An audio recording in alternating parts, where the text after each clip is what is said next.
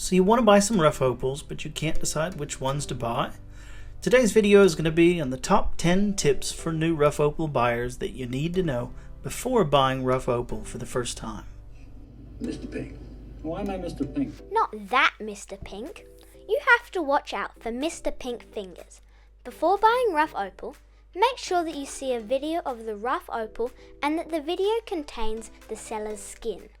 If they have tampered with the opal colour, their skin will also turn pink. Number 9. Make sure you know the source of the opals. Not all opals are the same. Some opals lose their colour when they get wet, some opals self-destruct if they become dry, and some opals are incredibly stable in almost any condition.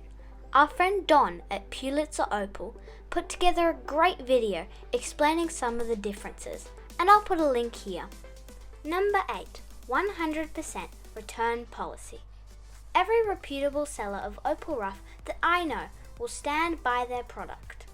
And as long as you don't snip, grind, chip, or otherwise alter it in any way, they will take it back for a full refund.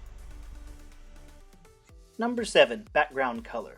If you're buying translucent opals, they will look different on different colored backgrounds. Rough opal sellers want you to be able to see the opal color, but you just need to understand that they will look different depending on the color of the background. Number 6. Reputation. Before you buy any rough opal, take a quick minute to check up on your seller's reputation. Both Opal Auctions and eBay have good feedback mechanisms, or if you're buying on Facebook, just join one of the big opal groups like Australian Opals Group and ask if anybody has bought opals from your seller before. A few minutes checking up here can really keep you out of trouble. Number 5. Wet versus dry. Being an opal cutter is all about taking the rough, cracked, imperfect stones and making them into something great. Now, most rough opals on the internet are sold wet because that's the only way that you can get a feel for how the opals will look when polished. But when you get your opals in the mail and before you start cutting them, always check them dry.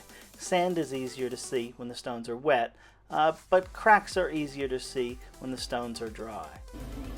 Do I feel lucky? Number 4. Gambling on opal.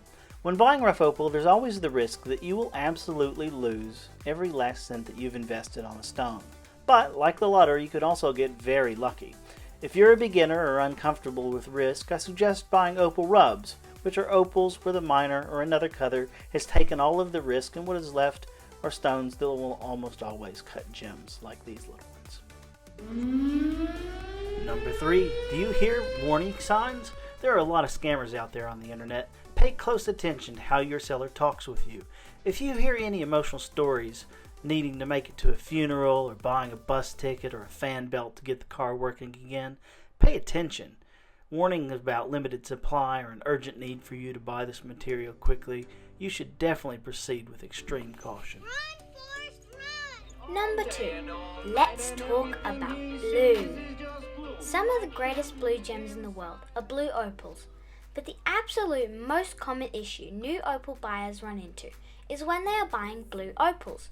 Whenever taking a video of a blue opal, the camera will pick up shades of blue that are not visible to the naked eye. So when you get the opal in your hand, not all of the time, but sometimes, it looks different than what you saw in the pictures and videos. On opals like this, the camera makes the blue look slightly more vibrant than it does in real life. I'm not saying don't buy blue opal, just know that when you do, they will often look slightly different and usually not quite as good as they do in the pictures. Number 1. Size.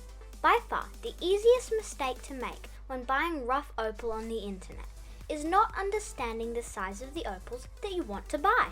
Without any context, they could be as big as an opera house or as small as an opera mouse. Don't ever buy opals unless you have something in the video or pictures that gives you a feel for the size of the opals. And we look forward to seeing you in our opal auction shop soon. Opal cutting is a journey of 1,000 steps. And the first step is the hardest one. You gotta read it like you gotta read it. Let's try again.